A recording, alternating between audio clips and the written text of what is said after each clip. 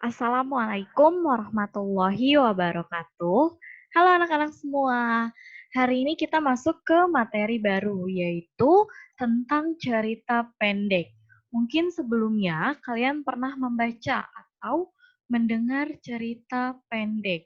Nah, apa sih cerita pendek itu? Nih, cerita pendek atau disingkat menjadi cerpen adalah salah satu jenis karya sastra yang isinya itu adalah karangan peristiwa atau kejadian singkat. Nah, jadi cerita pendek itu adalah salah satu jenis karya sastra dan biasanya itu adalah bentuknya itu adalah bentuk prosa. Nah, isinya cerita pendek itu apa? Isinya itu sama seperti novel, isinya itu adalah adanya sebuah peristiwa atau kejadian, tetapi peristiwa atau kejadiannya itu singkat. Nah, namanya juga cerita pendek kan, berarti cerita yang singkat. Jadi ketika kalian membaca cerita pendek, maka kalian hanya bisa langsung menghabiskan cerita pendek itu tersebut. Berbeda dengan novel ya, kalau misalkan kalian membaca novel itu, kalian membutuhkan waktu berhari-hari untuk menyelesaikan cerita tersebut. Seperti itu. Nah, lalu selanjutnya itu adalah unsur pembangun dari cerita pendek. Mungkin sebelumnya kalian juga sudah pernah mendengar. Ada unsur intrinsik dan unsur ekstrinsik. Kalau unsur intrinsik, ya, unsur intrinsik ini adalah unsur yang terdapat di dalam cerita. Lalu, kalau unsur ekstrinsik, unsur yang berasal dari luar cerita. Seperti itu. Nah, kita akan bahas satu persatu mengenai unsur pembangun cerita. Yang pertama kita pelajari atau kita bahas yaitu unsur intrinsik. Kalian pasti sebelumnya pun sudah tahu unsur intrinsik itu ada apa saja. Nah, yang pertama itu adalah tema. Tema itu adalah ide yang mendasari sebuah cerita. Ketika kalian ingin menentukan sebuah tema, kalian harus tahu nih ide di dalam cerita itu apa gitu, dan perlu kalian pahami bahwa tema itu berbeda dengan judul. Ada cerita pendek judulnya itu Robohnya Surau Kami. Berarti temanya bukan robohnya surau kami ya, tapi apa nih yang dibahas di dalam cerita tersebut, idenya itu apa? Oh ternyata temanya itu adalah tentang religius seperti itu.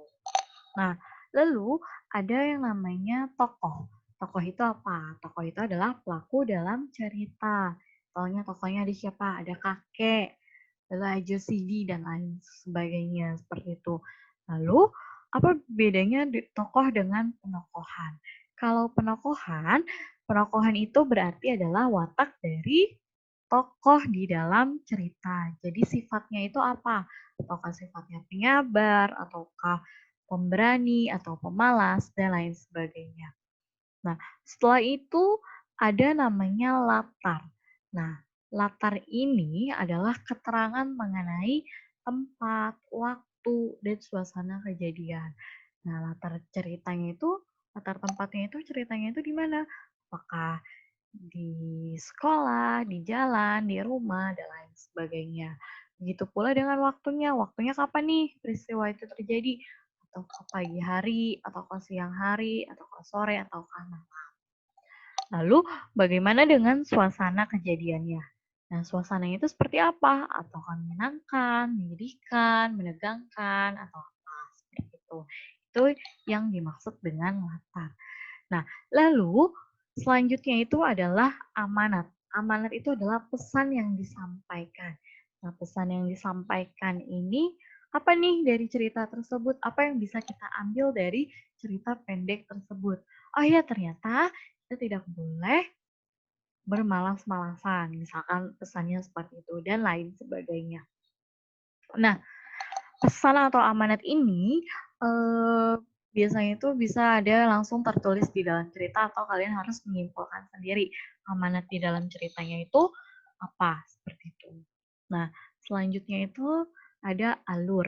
Alur itu apa? Alur itu adalah jalannya sebuah cerita atau rangkaian sebuah peristiwa.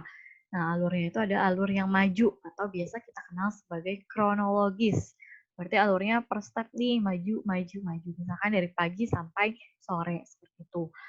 Lalu kita mengenal pula yang namanya dengan alur mundur atau alur flashback. Nah, alur mundur atau alur flashback ini biasanya itu apa? Menceritakan masa lalu, menceritakan kejadian yang sudah terjadi. Gitu. Lalu ada juga dengan alur campuran. Kalau alur campuran ini berarti perpaduan antara alur maju dan alur mundur. Gitu. Nah, selanjutnya itu adalah sudut pandang. Apa sih sudut pandang itu? Sudut pandang itu adalah cara penulis atau secara pengarang memposisikan diri di dalam cerita. Apakah si pengarang atau penulis ini masuk di dalam cerita atau tidak? Seperti itu. Nah, sudut pandang ini kita mengenal ada dua. Yang pertama itu adalah sudut pandang orang pertama. Kalau sudut pandang orang pertama, biasanya itu adalah pengarang masuk ke dalam cerita dan ditandai oleh kata ganti aku, saya, kami. Seperti itu. Nah, sudut pandang orang pertama ini juga dibagi lagi nih jadi dua. Kita mengenal dengan adanya sudut pandang orang pertama pelaku utama. Berarti kalau sudut pandang orang pertama pelaku utama ini, pengarangnya ini masuk ke dalam cerita dan menjadi tokoh utama. Seperti itu. Lalu bagaimana dengan sudut pandang orang pertama pelaku sampingan? Kalau sudut pandang orang pertama pelaku sampingan, tokoh aku atau tokoh saya di dalam cerita ini bukan sebagai tokoh utama, tetapi sebagai pelaku sampingan atau tokoh tambahan di dalam cerita. Nah, selanjutnya itu adalah sudut pandang orang ketiga. Sudut pandang orang ketiga ini berarti adalah pengarangnya ini berada di luar cerita, jadi menceritakan tokoh lain seperti itu. Nah, apa saja kata ganti yang digunakan? Biasanya itu kalau sudut pandang orang ketiga itu ditandai dengan dia, ia, nama tokoh, dan mereka. Nah, sudut pandang orang ketiga ini juga dibagi menjadi dua. Kita mengenal dengan adanya sudut pandang orang ketiga serba tahu. Berarti pengarang ini menceritakan apapun terkait dengan tokoh utama. Nah, jadi pengarang ini serba tahu apa saja sih peristiwa yang dialami oleh tokoh utama ini gitu. Tidak menduga-duga, tetapi memang sudah tahu seperti itu. Lalu bagaimana dengan sudut pandang orang ketiga pengamat? Kalau sudut pandang orang ketiga pengamat, pengarang hanya menceritakan hanya sebatas pengetahuannya saja. Jadi tidak semuanya diceritakan, tapi berdasarkan apa yang diketahui oleh pengarang itu sendiri. Jadi hanya sebagai pengamat saja seperti itu. Inilah unsur intrinsik di dalam cerita pendek. Ada 7 ya, ada tema, tokoh, penokohan, latar, amanat, alur, dan sudut pandang. Nah, selanjutnya ada unsur ekstrinsik. Tadi unsur ekstrinsik itu apa? Unsur yang berada di luar cerita. Nah, unsur ekstrinsik ini dibagi menjadi 3. Yang pertama itu adalah latar belakang masyarakat. Nah, biasanya latar belakang masyarakat ini adalah cerita pendek ini tidak lepas dari latar belakang masyarakat si penulis. Bagaimana kondisi masyarakat di daerah si penulis ini, bagaimana kondisi sosial di daerah penulis ini, seperti itu. Misalkan penulis ini terlahir dari keluarga Betawi dan lingkungannya pun lingkungan Betawi, maka secara tidak langsung ya masyarakat atau latarnya atau bahasa yang digunakan di dalam cerita pendek tersebut tidak akan lepas dari suku Betawi tersebut. Karena apa? Karena didasarkan dari latar belakang masyarakat tempat si penulis itu berada gitu. Atau lingkungannya nih seperti apa sih gitu. Lalu bagaimana dengan unsur ekstrinsik berdasarkan latar belakang penulis? Kalau latar belakang penulis ini biasanya itu didasarkan dengan kehidupan penulis. Jadi biasanya cerita pendek itu tidak lepas dari cerita asli dari pengalaman si penulis itu sendiri. Bagaimana peristiwa-peristiwa yang pernah dialami oleh si penulis tersebut. Tetapi meskipun seperti itu, penulis itu tetap menambah-nambahkan dengan imajinasinya sendiri seperti itu. Jadi tidak pure berdasarkan latar belakang si penulis atau pengarang itu sendiri. Lalu ada juga dengan unsur ekstrinsik itu adalah berkaitan dengan nilai-nilai.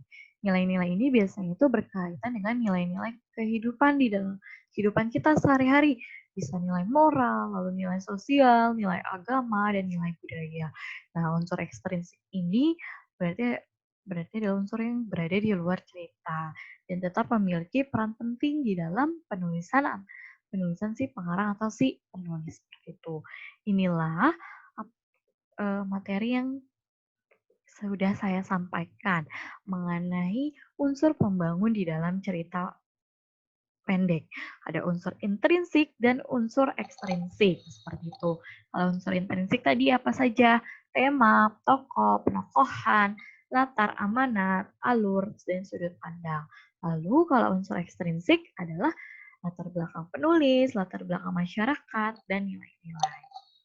Oke, semoga ilmunya bermanfaat untuk kalian ya dan dapat dipahami dengan baik. Terima kasih. Wassalamualaikum warahmatullahi wabarakatuh.